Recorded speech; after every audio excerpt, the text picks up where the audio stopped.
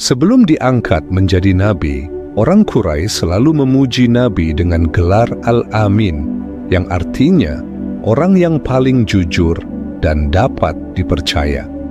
Tapi begitu beliau diutus menjadi nabi, orang Quraisy malah memusuhi dan memerangi beliau dengan sangat kejam.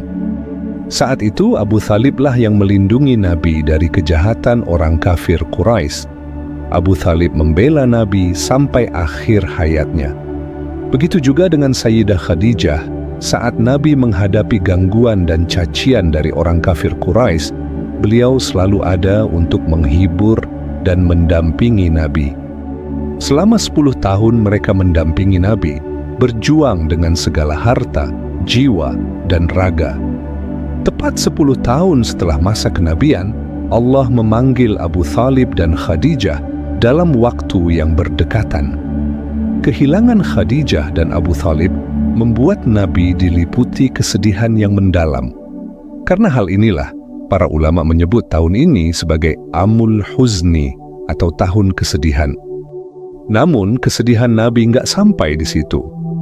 Setelah Abu Thalib dan Sayyidah Khadijah meninggal dunia, kaum kafir Quraisy semakin merajalela. Mereka mencaci, mengintimidasi, bahkan mempersekusi Nabi dengan sangat kejam. Mereka terus-terusan menyakiti Nabi, baik fisik maupun mental. Hal inilah yang membuat Nabi memutuskan untuk pergi ke Taif. Beliau berharap bisa menemukan perlindungan dan dukungan dari penduduk di sana. Nabi menempuh perjalanan yang sangat panjang waktu itu. Jarak antara Mekah dan Taif kurang lebih 100 kilometer. Jarak yang jauh itu beliau tempuh dengan berjalan kaki. Bayangkan sahabat seiman, jarak 100 kilometer ditempuh dengan jalan kaki. Ketika Nabi sampai di Taif, harapan yang besar tadi malah sirna dalam seketika. Ternyata penduduk Taif lebih bengis dan lebih kejam daripada penduduk Mekah. Nabi nggak diterima di sana, beliau diusir dengan hina. Bahkan mereka menghujani Nabi dengan batu dan cacian yang begitu pedih. Nabi meninggalkan Taif dengan perasaan yang sangat tertekan. Dalam kondisi itu, beliau memutuskan untuk beristirahat di sebuah kebun. Dengan air mata yang terus mengalir di pipinya, Nabi mengangkat kedua tangannya, lalu berdoa kepada Allah. Ya Allah, hanya kepadamu aku mengadu atas lemahnya kekuatanku dan terbatasnya kemampuanku, serta kehinaanku di mata manusia. Wahai Tuhan yang kasih sayangnya lebih besar daripada penyayang manapun. Engkau adalah Tuhan bagi mereka yang tertindas dan tertekan, dan Engkau adalah Tuhanku. Kepada siapa Engkau hendak menyerahkan diriku? Apakah kepada orang yang jauh yang akan menindasku? Atau kepada musuh yang akan memperlakukanku dengan buruk? Ya Allah, selama Engkau tidak murka kepadaku, aku tidak peduli dengan semua penderitaan ini. Semua ini aku terima, asalkan Engkau tetap ridha kepadaku. Namun yang lebih aku harapkan adalah perlindungan dan kelembutan-Mu. Aku berlindung dengan cahaya wajah-Mu yang menerangi segala kegelapan, yang dengan cahaya itu segala perkara dunia dan akhirat menjadi lebih baik.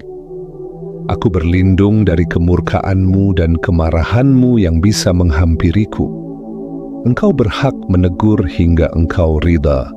Ya Allah, tiada daya dan kekuatanku melainkan dengan pertolongan-Mu. Sahabat seiman yang dirahmati Allah, ternyata Allah mendengar rintihan dan tangisan Nabi Muhammad. Setelah beliau pulang dari Taif, Allah memanggil Nabi untuk menghadap langsung kepadanya. Peristiwa agung ini dinamakan dengan Isra Mi'raj. Menurut pendapat yang populer, peristiwa ini terjadi pada malam Senin 27 Rajab, tepatnya sebelum Nabi hijrah ke Madinah. Waktu itu, Nabi lagi tidur di dekat Hijr Ismail di samping Ka'bah.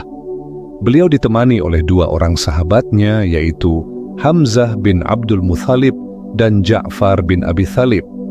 Tiba-tiba datanglah malaikat Jibril, Mikail, dan Israfil. Lalu ketiga malaikat itu membawa Nabi dan membaringkannya di samping sumur Zamzam.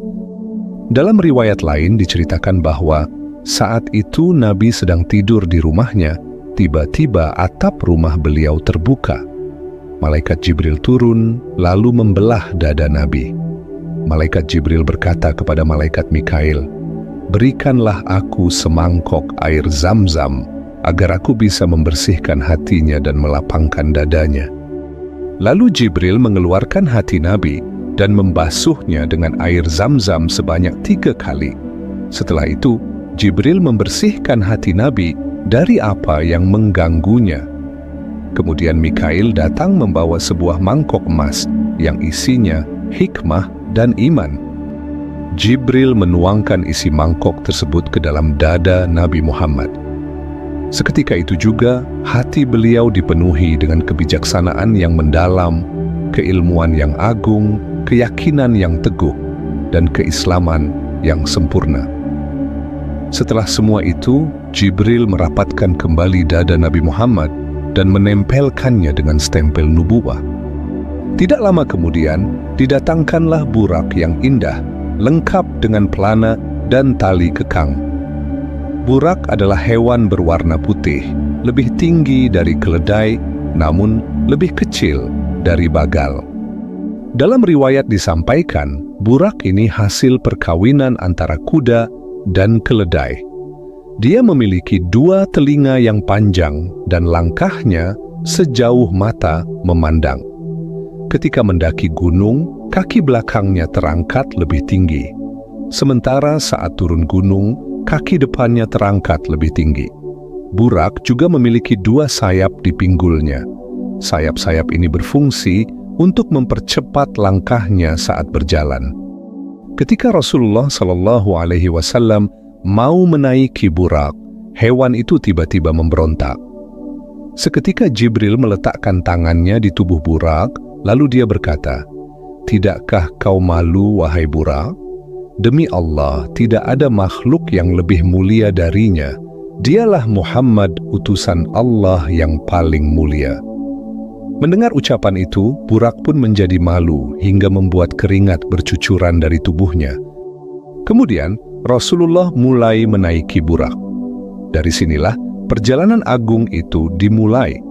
Dalam perjalanan, Jibril berada di sebelah kanan Nabi sambil memegang pelana, sedangkan Mikail di sebelah kiri beliau sambil memegang tali kekang.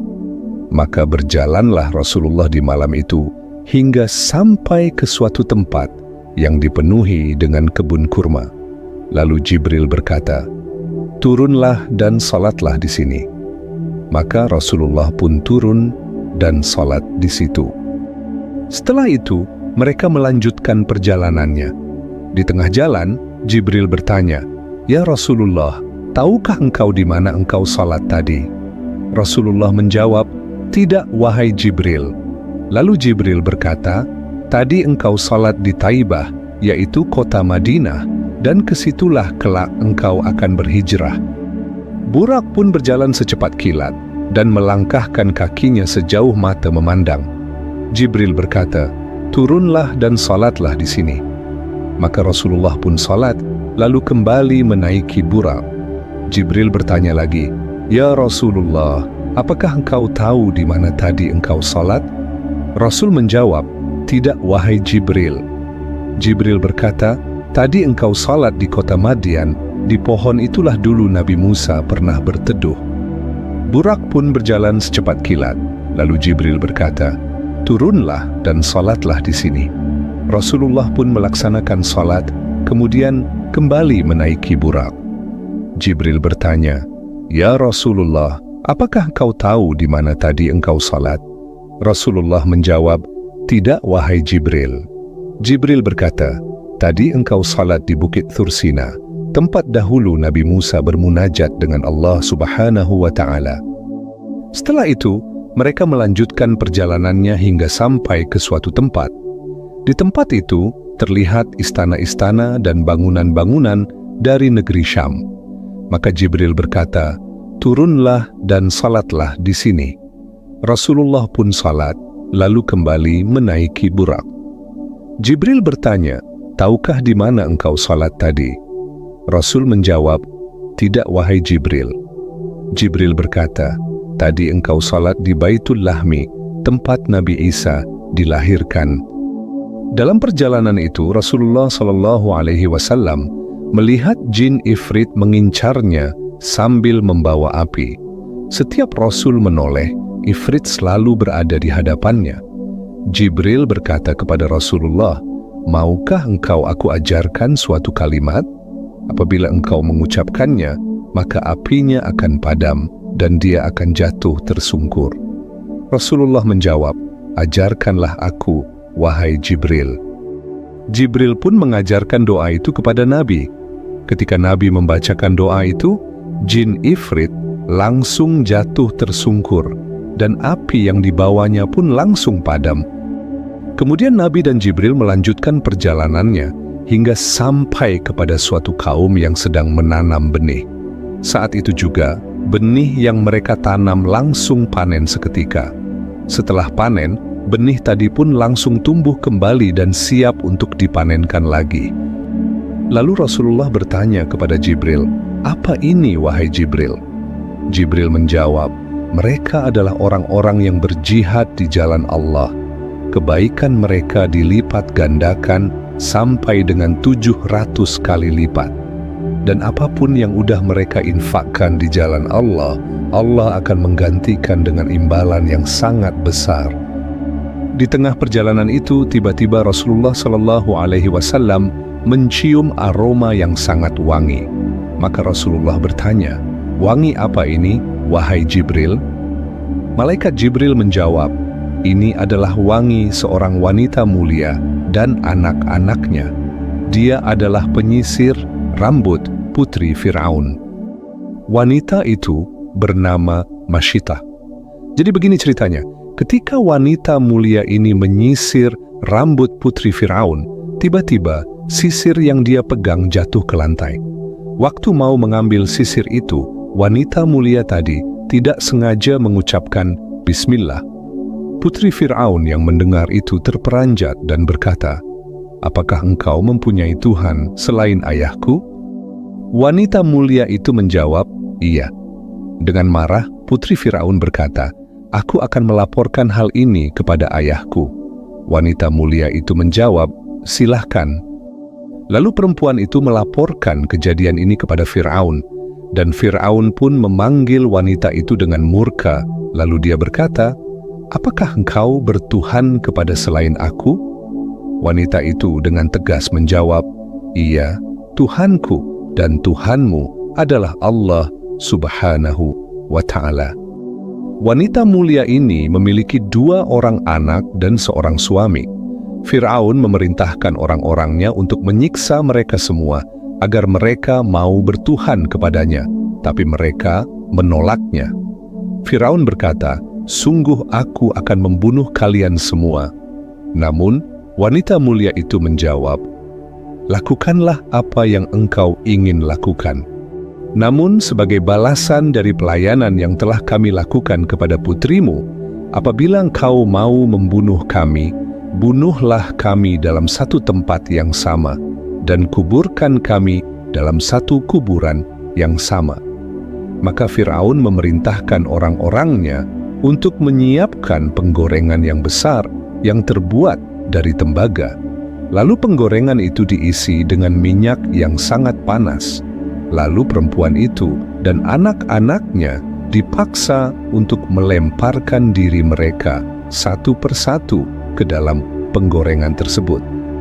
Ketika tiba giliran anaknya yang masih bayi, wanita tadi merasa nggak tega jika bayi itu harus dilemparkan ke dalam penggorengan.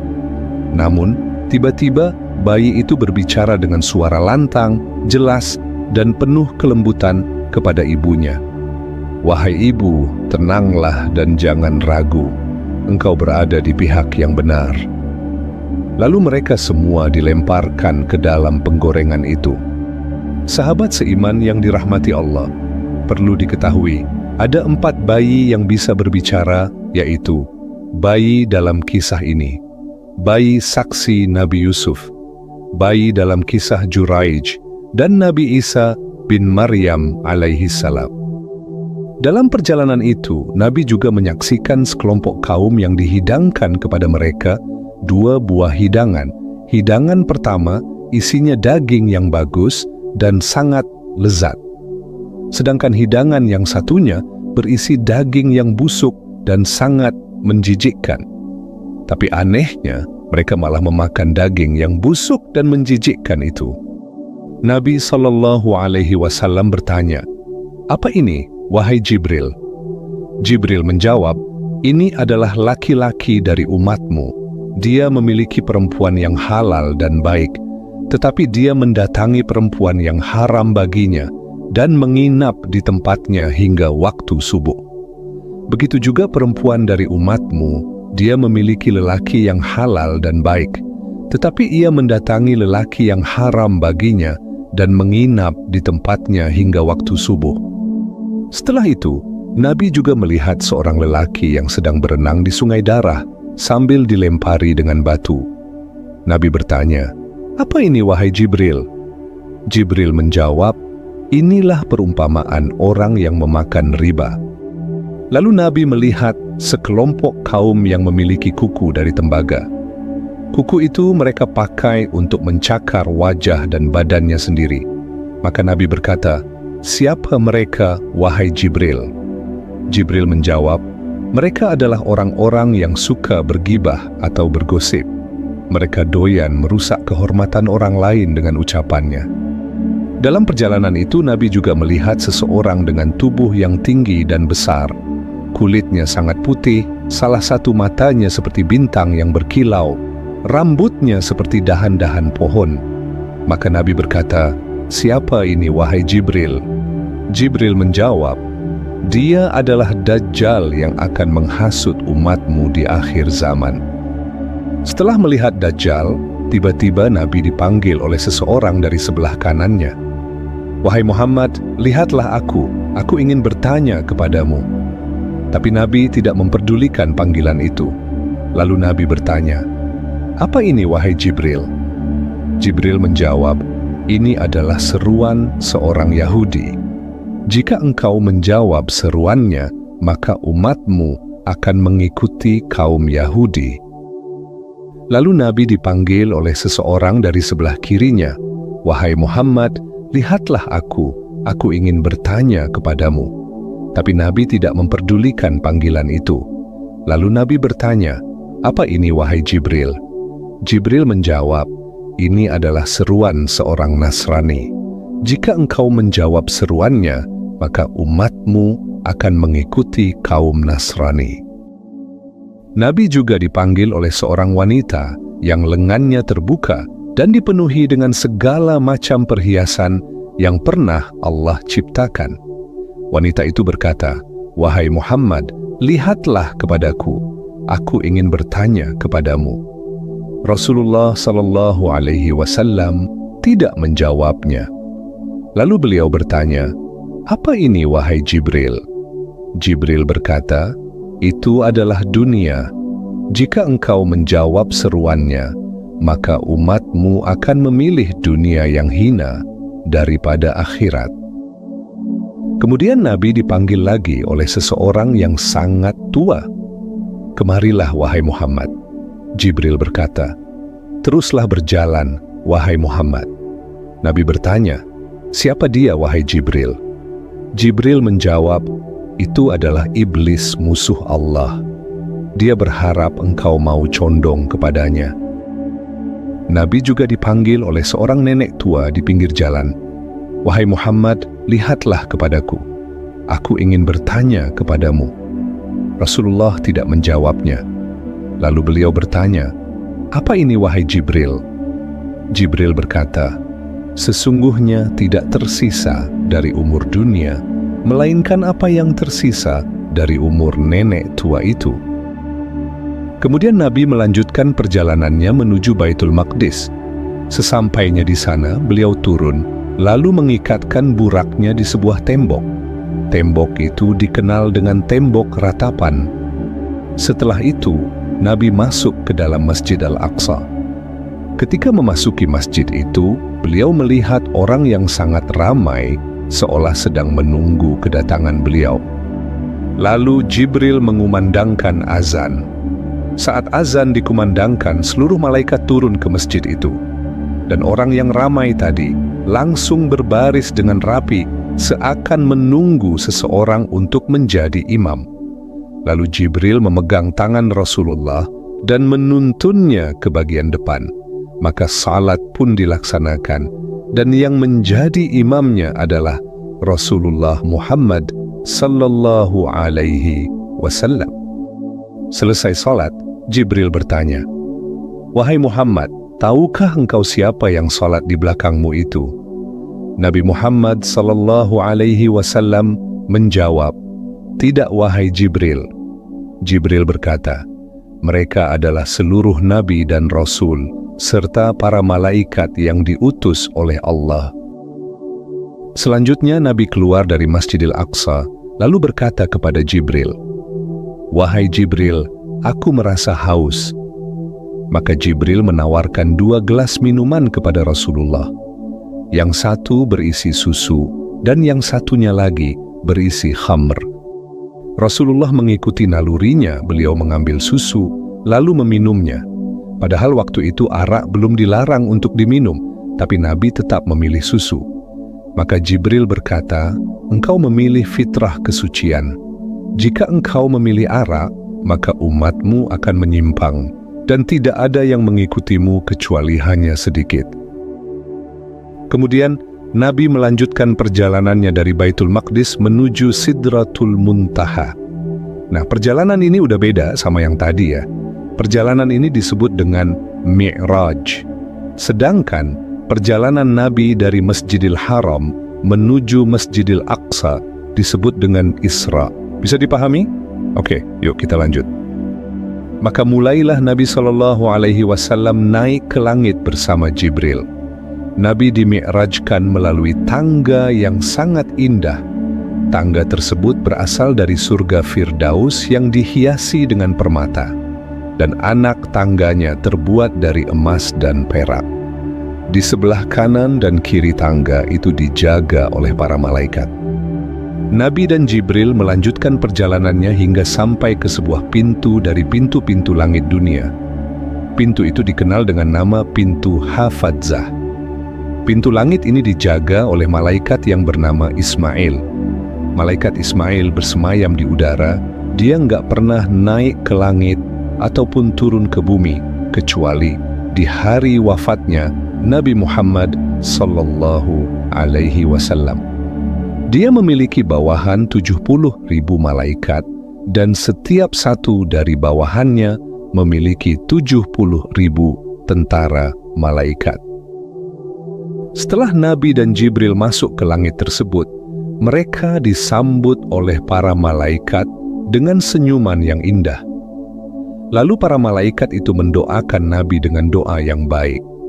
Saat itu, ada satu malaikat yang mencuri perhatian Nabi. Malaikat itu hanya mendoakan beliau dengan doa yang baik, tapi malaikat itu tidak tersenyum sama sekali.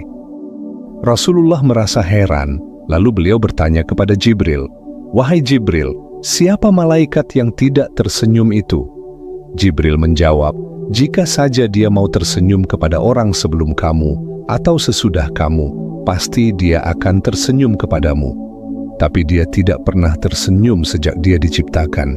Dialah malaikat Malik, penjaga pintu neraka." Lalu Rasulullah berkata kepada Jibril, "Wahai Jibril, bisakah engkau meminta kepadanya untuk menunjukkan neraka kepadaku?" Lalu Jibril meminta malaikat Malik untuk menunjukkan neraka kepada Rasulullah. Maka malaikat Malik pun langsung membuka pintu neraka itu. Ketika pintu itu dibuka, Rasulullah melihat api yang sangat besar dan siap menelan apapun. Dalam riwayat disebutkan, apabila bebatuan dan besi dilemparkan ke dalam neraka, maka neraka langsung melahapnya. Di dalam neraka itu, Rasulullah melihat siksaan yang sangat mengerikan, bahkan lebih mengerikan dari apa yang pernah beliau lihat sebelumnya. Beliau melihat orang yang kepalanya dihancurkan dengan batu. Setiap kali dihancurkan, kepala mereka kembali seperti semula, lalu dihancurkan lagi, dan begitu seterusnya tanpa ada akhir. Nabi bertanya, "Wahai Jibril, siapa mereka?" Jibril menjawab, "Mereka adalah orang-orang yang meninggalkan salat, kepalanya berat untuk bersujud kepada Allah." Nabi Muhammad SAW juga melihat orang dengan bibir yang mirip dengan bibir unta. Ketika mulut mereka dibuka, batu besar dan panas dari neraka dimasukkan ke dalam mulut mereka. Batu besar itu membakar dan merobek bagian dalam tubuh mereka hingga tembus ke bagian bawah tubuh. Mereka menjerit dan merintih kepada Allah. Lalu Nabi Muhammad bertanya, "Siapa mereka itu, wahai Jibril?" Jibril menjawab, "Mereka adalah orang-orang yang memakan harta anak yatim dengan cara yang zalim. Sesungguhnya perut mereka diisi dengan api Jahannam dan mereka akan membusuk di dalam neraka." Rasulullah SAW juga melihat sekelompok wanita yang sedang digantung pada payudara mereka. Ada juga wanita yang sedang digantung dengan posisi terbalik, kepala di bawah dan kaki di atas. Nabi pun bertanya, "Siapa mereka itu, wahai Jibril?" Jibril menjawab, "Mereka adalah wanita-wanita yang melakukan perzinaan dan membunuh anak-anak mereka." Kemudian Nabi SAW melihat sekelompok kaum yang dipotong-potong daging dari tubuh mereka. Daging tersebut dijadikan makanan untuk mereka sendiri. Lalu mereka diserukan, "Makanlah dagingmu sebagaimana kamu memakan daging saudaramu." Nabi Muhammad bertanya, "Siapakah mereka itu, wahai Jibril?" Jibril menjawab, "Mereka adalah umatmu yang suka mencela, menghina, dan mengolok-olok kejelekan orang lain melalui kedipan mata dan ucapan mereka." Nabi juga melihat orang-orang yang lidah dan bibir mereka dipotong dengan pemotong yang sangat tajam. Setiap kali dipotong, lidah dan bibir itu kembali seperti semula untuk dipotong lagi. Hal itu terus berulang dan gak ada akhirnya. Nabi SAW bertanya, "Siapa mereka, wahai Jibril?" Jibril menjawab, "Mereka adalah penceramah dari umatmu yang membawa fitnah." Mereka berkata, tapi tidak mengamalkan apa yang mereka katakan. Dalam perjalanan itu, Nabi juga menyaksikan bermacam ragam siksaan lainnya, bahkan lebih buruk dari apa yang tadi sudah disampaikan. Setelah itu, Rasulullah meminta kepada malaikat Malik agar pintu neraka ditutup kembali. Maka, malaikat Malik pun menutup pintu tersebut. Kemudian, Nabi melanjutkan perjalanannya hingga sampai pada suatu tempat. Di tempat itu, Rasulullah melihat seseorang yang sangat besar.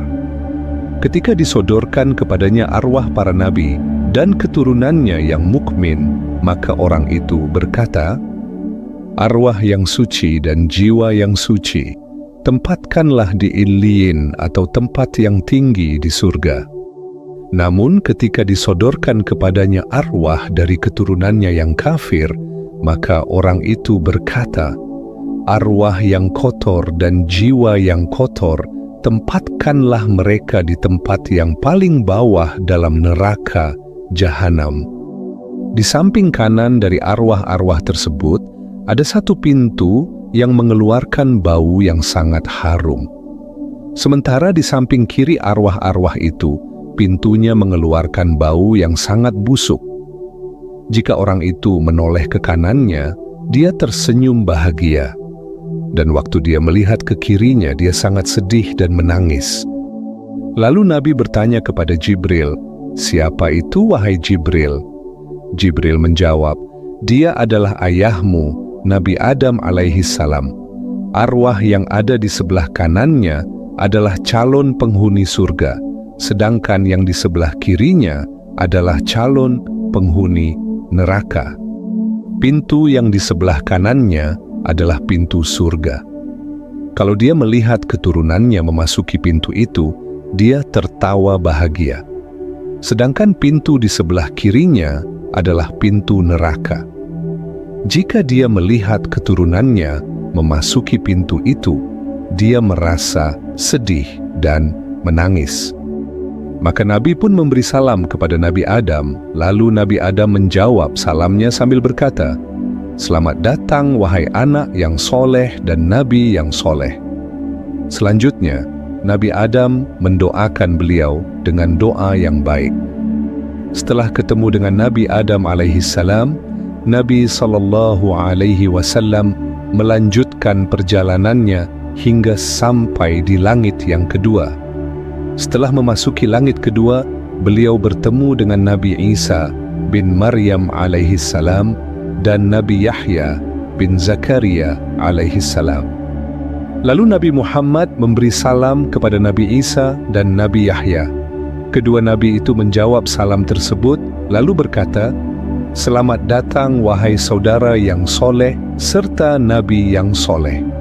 Kemudian mereka mendoakan Rasulullah dengan doa yang baik.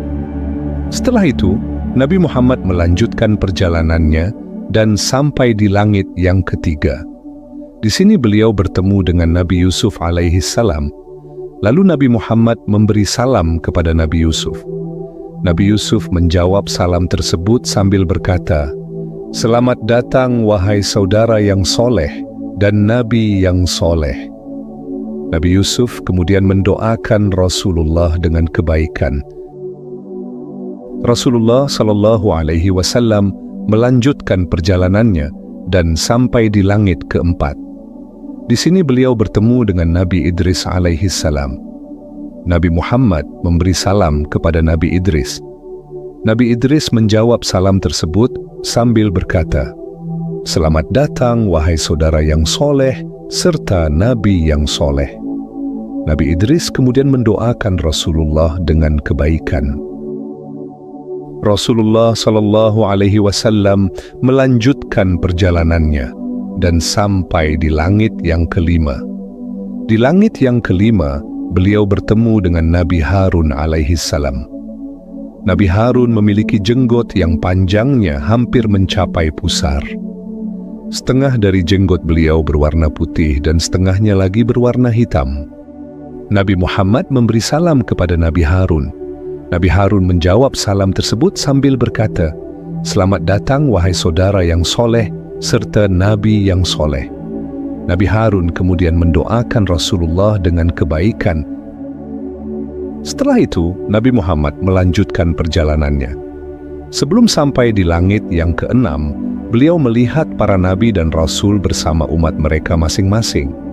Beberapa nabi memiliki kurang dari 10 pengikut, ada juga yang memiliki puluhan pengikut, dan ada juga yang memiliki banyak pengikut, bahkan ada yang nggak punya pengikut sama sekali. Rasulullah kemudian melewati suatu kaum yang sangat besar, saking besarnya, sampai memenuhi ufuk langit. Nabi Muhammad bertanya, "Siapa mereka wahai Jibril?" Jibril menjawab, "Itu adalah Nabi Musa bersama kaumnya." Jibril kemudian memerintahkan Rasulullah untuk mengangkat kepalanya. Setelah Nabi mengangkat kepalanya, beliau melihat sekelompok orang yang jauh lebih besar daripada Nabi Musa dan kaumnya. Kaum itu memenuhi ufuk langit dari berbagai sisi. Jibril berkata kepada Nabi Muhammad, "Mereka adalah umatmu, dan di antara mereka terdapat 70.000 orang yang akan masuk surga tanpa dihisab." Lalu Nabi melanjutkan perjalanannya dan sampai di langit yang keenam. Di langit yang keenam, Rasulullah bertemu dengan Nabi Musa bin Imran alaihissalam. Nabi Muhammad memberi salam kepada Nabi Musa. Nabi Musa menjawab salam tersebut sambil berkata, "Selamat datang wahai saudara yang soleh serta Nabi yang soleh." Nabi Musa juga mendoakan Rasulullah dengan kebaikan. Saat Nabi Muhammad mau meninggalkan tempat itu, beliau melihat Nabi Musa sedang menangis. Rasulullah SAW pun merasa bingung, lalu beliau bertanya, "Wahai Nabi Allah, kenapa engkau menangis?" Nabi Musa menjawab, "Aku menangis karena ada seorang pemuda yang diutus setelahku. Umatnya akan masuk surga lebih banyak dari umatku. Bani Israel mengira aku adalah anak Adam yang paling mulia di sisi Allah, padahal engkaulah manusia yang paling mulia di sisi Allah. Kalau cuma engkau yang mengungguli kemuliaanku di sisi Allah, aku nggak masalah dengan hal itu. Tapi umatmu juga bersamamu mengungguli kemuliaan itu." Setelah ketemu dengan Nabi Musa, Rasulullah melanjutkan perjalanannya dan sampai di langit ketujuh. Di langit ketujuh, beliau bertemu dengan Nabi Ibrahim alaihissalam, sang kekasih Allah Al-Khalil. Nabi Ibrahim sedang duduk bersama kaumnya di pintu surga di atas kursi emas, sambil menyandarkan punggungnya di Baitul Makmur. Nabi Muhammad memberi salam kepada Nabi Ibrahim. Nabi Ibrahim menjawab salam tersebut sambil berkata, "Selamat datang, wahai putraku yang soleh, serta Nabi yang soleh." Lalu Nabi Ibrahim melanjutkan, "Engkau akan berjumpa dengan Allah malam ini. Umatmu adalah umat terakhir dan yang paling lemah. Maka berdoalah untuk umatmu. Perintahkan kepada umatmu agar memperbanyak menanam pohon surga. Karena tanah surga sangat luas, subur, dan indah." Maka Nabi Muhammad bertanya, "Apa yang dimaksud dengan pohon surga itu?" Nabi Ibrahim menjawab, "Pohon surga itu adalah kalimat La haula wa la quwwata illa billahil aliyyil azim." Dalam riwayat lain disebutkan bahwa pohon surga itu adalah kalimat Subhanallah walhamdulillah wa la ilaha illallah wallahu akbar. Di tempat itu Nabi Muhammad SAW menyaksikan dua kelompok yang sangat menarik. Kelompok pertama memiliki wajah yang sangat putih, bersih, dan bersinar. Sementara kelompok kedua memiliki warna yang kurang putih, seakan-akan ada noda pada wajah mereka. Lalu kelompok kedua yang kurang putih tadi masuk ke sebuah sungai.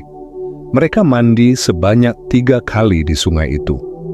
Tiap selesai mandi, warna mereka menjadi semakin putih dan bersih.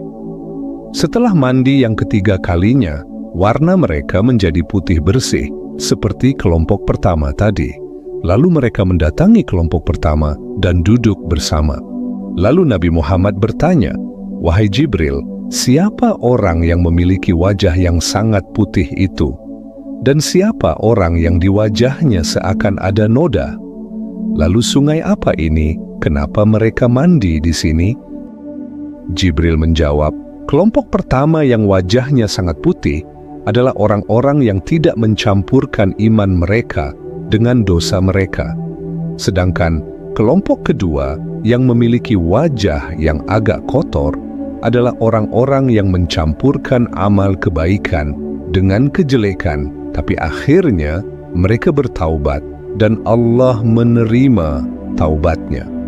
Dan sungai yang mereka masuki pertama adalah rahmat Allah, yang kedua adalah nikmat Allah, dan yang ketiga Allah memberikan kepada mereka minuman yang suci. Ini adalah tempatmu dan tempat umatmu."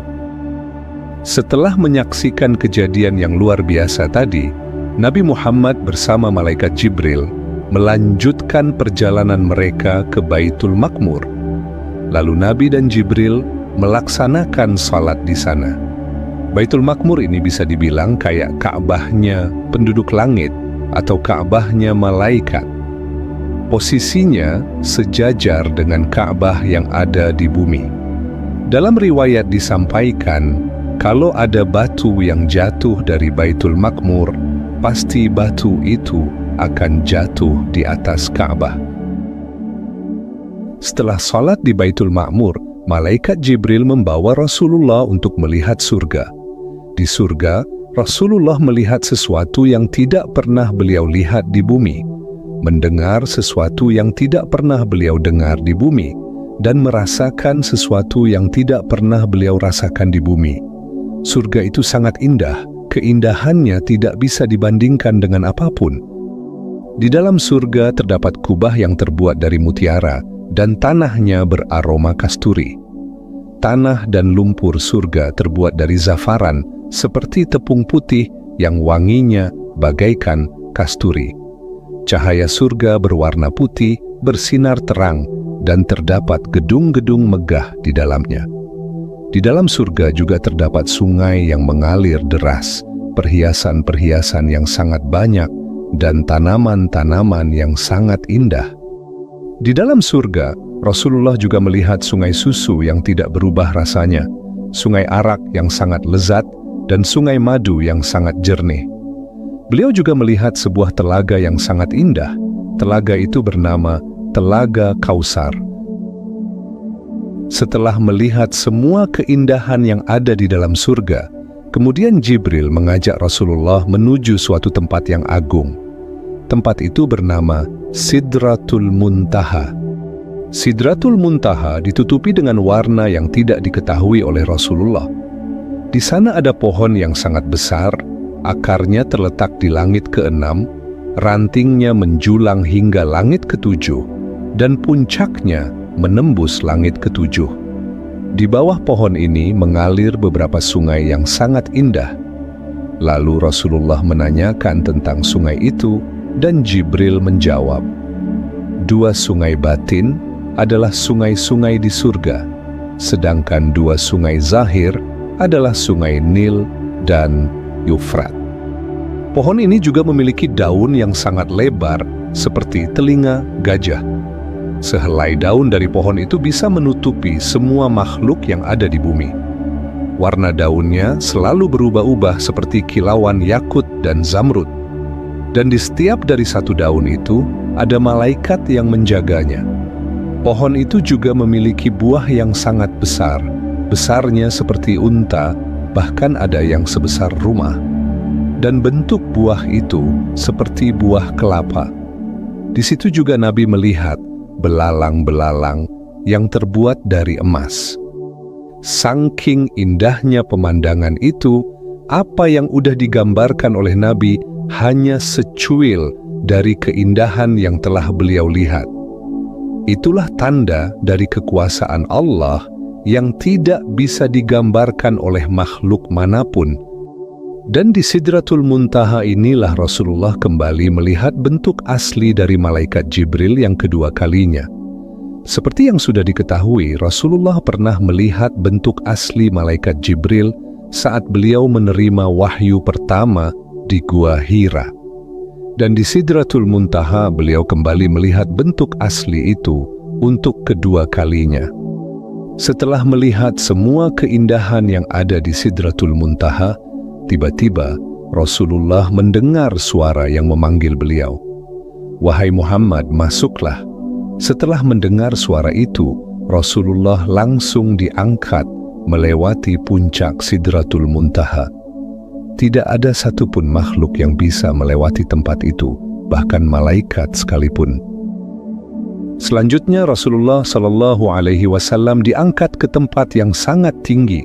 Beliau diselimuti oleh awan yang berwarna-warni. Dalam perjalanan itu, Rasulullah melewati 70.000 cahaya pembatas hingga sampai ke Mustawa, yaitu tempat qalam menulis catatan di Lauhil Mahfuz. Di tempat itu, Rasulullah melihat seorang laki-laki yang gaib dalam nur arsy. Rasulullah bertanya, "Siapa gerangan? Apakah malaikat atau seorang nabi?" Orang itu menjawab, "Bukan, aku adalah laki-laki di dunia yang membasahkan mulutku dengan zikir kepada Allah. Hatiku selalu rindu kepadanya, dan aku tidak pernah mencela orang tuaku." Kemudian, tibalah momentum yang sangat agung. Rasulullah SAW diperkenankan untuk melihat wajah Allah Subhanahu wa Ta'ala. Ketika itu, Rasulullah langsung tersungkur dan sujud di hadapan Allah. Lalu Allah berfirman, "Sesungguhnya aku telah mengangkatmu sebagai Habib, kekasihku. Aku mengutusmu kepada seluruh makhluk untuk membawa kabar gembira dan memberi peringatan. Aku telah melapangkan dadamu dan menghapus segala dosa-dosamu. Sesungguhnya aku telah mengangkat namamu. Hingga kapanpun namaku disebut, pasti namamu juga disebut bersamaku. Dan aku telah menjadikan umatmu sebagai umat terbaik dari seluruh umat. Aku jadikan umatmu sebagai umat terakhir yang lahir di muka bumi, tapi yang pertama memasuki surga. Aku telah menjadikan engkau sebagai nabi yang pertama diciptakan, yang terakhir diutus, dan yang paling awal dibangkitkan pada hari kiamat.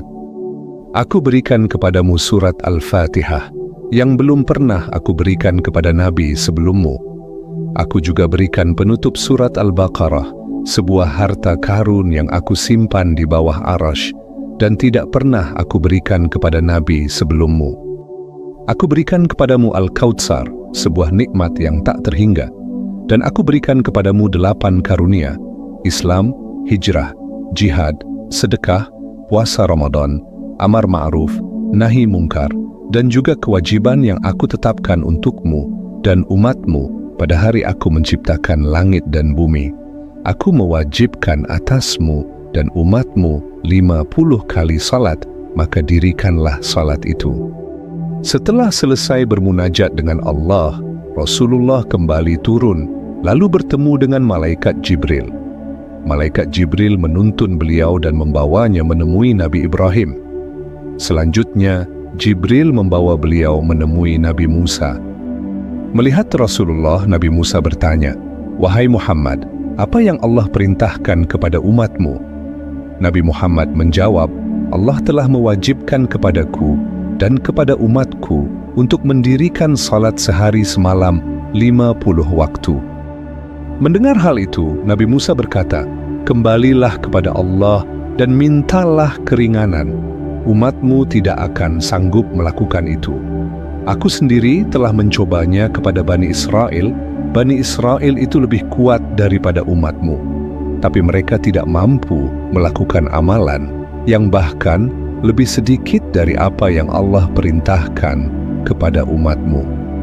Setelah mendengar kata-kata Nabi Musa, Rasulullah melihat ke arah Jibril. Lalu Jibril mengisyaratkan agar Rasulullah kembali menemui Allah untuk meminta keringanan. Maka Rasulullah pun kembali menemui Allah Subhanahu wa Ta'ala untuk meminta keringanan. Saat berjumpa dengan Allah, Nabi langsung bersujud. Dalam sujudnya beliau berkata, "Ya Allah, ringankanlah apa yang telah Engkau perintahkan kepada umatku. Sesungguhnya umatku adalah umat yang lemah." Mendengar permohonan itu, Allah pun berfirman, "Aku telah kurangi kepada umatmu menjadi 45 waktu salat." Setelah itu, Rasulullah turun dari Sidratul Muntaha dan kembali menemui Nabi Musa. Ketika Nabi Musa mendengar apa yang disampaikan oleh Rasulullah, beliau berkata, "Umatmu tidak akan mampu melakukannya. Aku telah menguji Bani Israel, dan mereka juga tidak sanggup.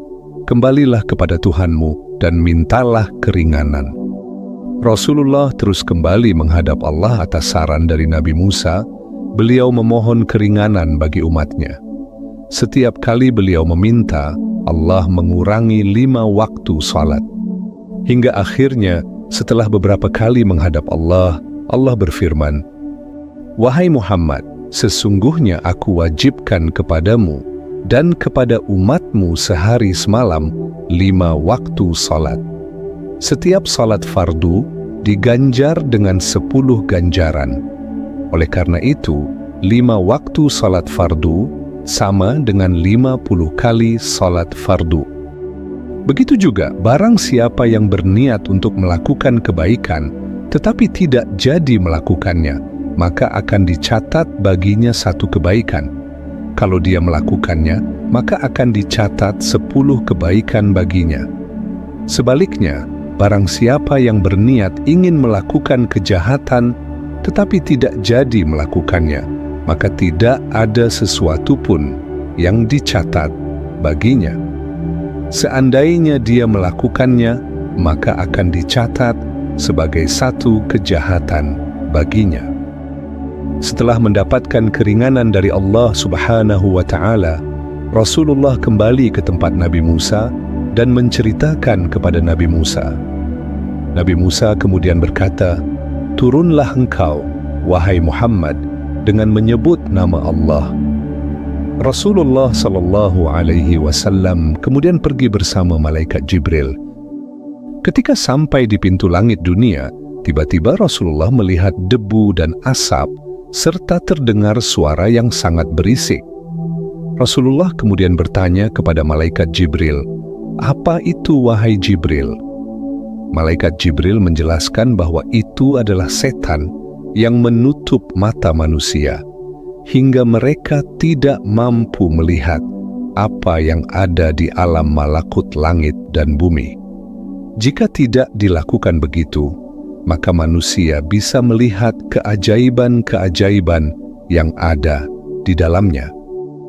Kemudian Rasulullah dan malaikat Jibril kembali turun ke bumi hingga sampai di Baitul Maqdis. Burak kemudian dilepaskan dari ikatannya, lalu Rasulullah menaiki burak itu dan kembali ke Mekah di malam yang sama. Dalam perjalanan pulang, Rasulullah melewati rombongan dagang Quraisy yang lagi pulang dari Syam. Di antaranya ada seekor unta yang mempunyai 2 karung di atas badannya. Karung itu berwarna putih dan hitam. Unta itu melihat Rasulullah bersama burak yang kebetulan menuju ke arahnya, maka terkejutlah unta itu. Ia lari berputar-putar sampai kakinya patah. Unta itu lalu jatuh dan ditinggalkan di situ oleh pemiliknya. Dalam perjalanan itu, Rasulullah juga melihat rombongan dagang lainnya yang sedang pulang dari Syam. Salah satu dari unta mereka tersesat. Rasulullah kemudian menuntunnya sehingga unta itu kembali ke dalam kelompoknya. Rasulullah Shallallahu Alaihi Wasallam memberi salam kepada mereka dan mereka mengenali suara Rasulullah, tetapi mereka nggak yakin kalau itu Nabi Muhammad.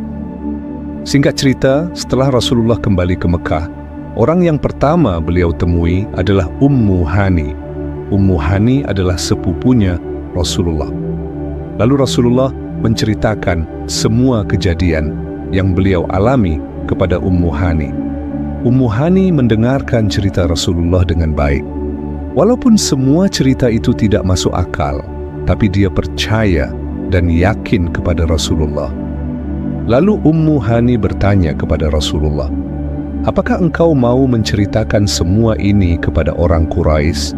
"Demi Allah, aku akan menceritakan semua ini kepada orang Quraisy," jawab Rasulullah.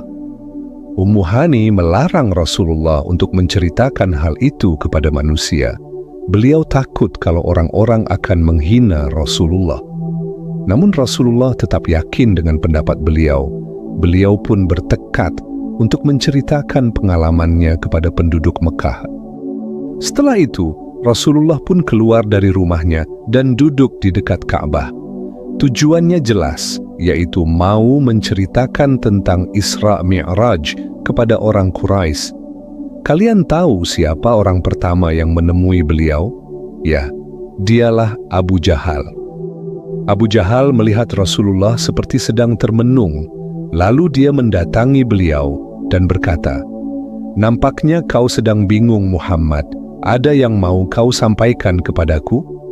Mendengar pertanyaan itu, Nabi Muhammad pun langsung semangat.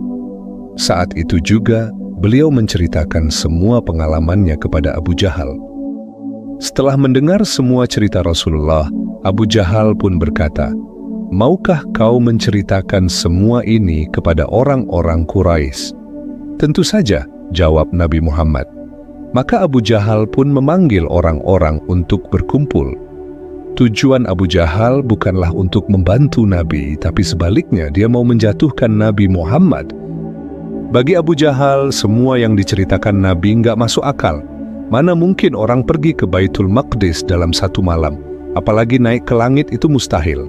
Maka dia menganggap ini adalah kesempatan besar untuk menjatuhkan Nabi Muhammad. Dia pun memanggil semua orang untuk berkumpul di depan Nabi. Nggak lama kemudian, orang-orang pun berkumpul.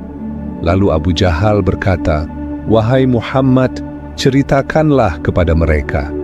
Maka Nabi pun menceritakan semuanya kepada orang-orang yang ada di situ. Saat Nabi menceritakan pengalamannya kepada orang-orang, satu persatu dari orang itu mulai melihat Nabi sebagai orang yang aneh. Bahkan ada yang menganggap beliau sedang ngawur. Dan yang terjadi adalah orang-orang kafir semakin kafir dan sebagian dari orang Islam mulai ragu dengan keyakinannya. Abu Jahal senang bukan kepalang. Dia pun pulang dan menyampaikan kepada orang-orang bahwa Muhammad sudah selesai. Dia sangat yakin kalau orang-orang pasti akan meninggalkan Nabi. Namun tiba-tiba sesuatu yang tidak disangka-sangka terjadi. Mendengar Nabi Muhammad sedang dikerumuni oleh orang-orang, Abu Bakar langsung mendatangi Nabi Muhammad. Sesampainya di sana beliau bertanya, "Ada apa ini? Kenapa kalian mengerumuni Muhammad?" Orang-orang pun menjawab, "Muhammad telah berdusta, dia sudah membohongi kita." "Memangnya apa yang disampaikan oleh Muhammad?" tanya Abu Bakar. Maka orang-orang itu menceritakan tentang Isra Mi'raj kepada Abu Bakar. "Kalian tahu apa yang terjadi?" Abu Bakar berkata, "Apapun yang dikatakan oleh Muhammad benar. Bahkan, kalau Muhammad mengatakan sesuatu yang lebih aneh dari ini, maka aku pastikan itu benar." Sekarang begini, semua kita tahu kalau Muhammad belum pernah pergi ke Baitul Maqdis. Dan kebanyakan dari kalian sudah pergi ke sana. Aku akan meminta Muhammad menggambarkan tentang Baitul Maqdis. Seandainya yang disampaikan oleh Muhammad sesuai dengan apa yang kalian ketahui tentang Baitul Maqdis, berarti yang dia katakan itu benar. Dan seandainya satu saja yang dia sampaikan salah, berarti kita sepakat dia sudah berdusta. Maka semua orang sepakat dengan pendapat Abu Bakar. Selanjutnya, Abu Bakar meminta Nabi untuk menggambarkan tentang Baitul Maqdis dengan detail. Ketika Nabi mau menceritakan tentang gambaran Baitul Maqdis, Allah menampakkan Baitul Maqdis terhampar di depan mata beliau. Maka Nabi pun menceritakan gambaran Baitul Maqdis dengan sangat detail. Mulai dari jumlah pintunya, jumlah tiangnya, bahkan sampai lantai yang rusak pun beliau sampaikan. Setiap apa yang disampaikan oleh Nabi, Abu Bakar selalu berkata, "Benar, engkau benar Muhammad, benar apa yang engkau sampaikan, benar Muhammad, benar." Hal inilah yang membuat Abu Bakar dijuluki As-Siddiq, yang artinya orang yang membenarkan. Sahabat seiman yang dirahmati Allah. Peran Abu Bakar sangat penting dalam peristiwa Isra Mi'raj ini. Orang-orang yang sebelumnya menghina Nabi perlahan mulai tersadarkan. Dan orang-orang Islam yang udah meragukan Nabi, imannya kembali terkuatkan. Dan yang paling penting, kita sebagai umat Islam wajib meyakini kalau Nabi kita Muhammad SAW tidak pernah berbohong. Wallahu a'lam bissawab. Assalamualaikum warahmatullahi wabarakatuh.